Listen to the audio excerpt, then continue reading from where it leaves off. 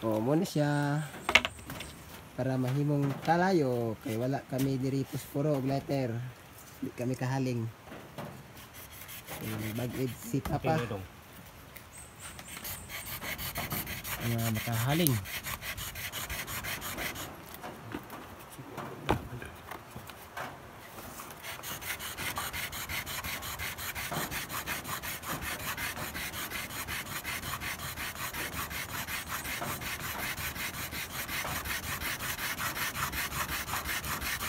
Okay, marami aso na gamay.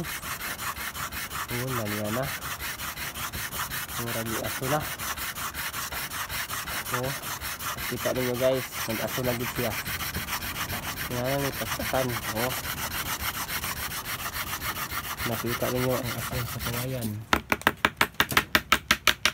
Okay. Okay. Ay, kalayo na mo. Kalayo.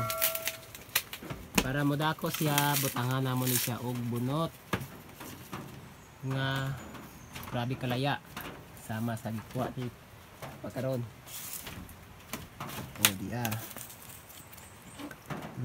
Yan na siya po guys. Okay, gibutan na sa bunot. Pagkahuman, takloban. Iwaging-waging na siya kaya para siya modako ang kalayo.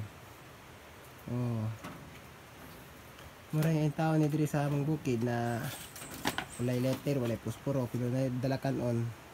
Mong gusto na mag haling mi kay magsabaw mi og sili dahon. Okay. Nagsiga na, nag-aso na. So, ang purpose diyan inaniyon na siya para mag-aso.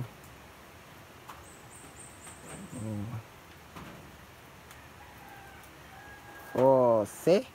Kita ninyo ang kalayo guys. So, kung ikaw wala kay phosphorometer, buhat na. Kung aduna ka mo kung naa ka mo diri sa among lasang.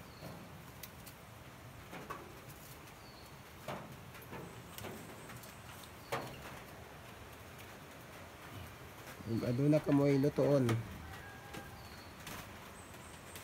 Okay. May kalayo na gid siya.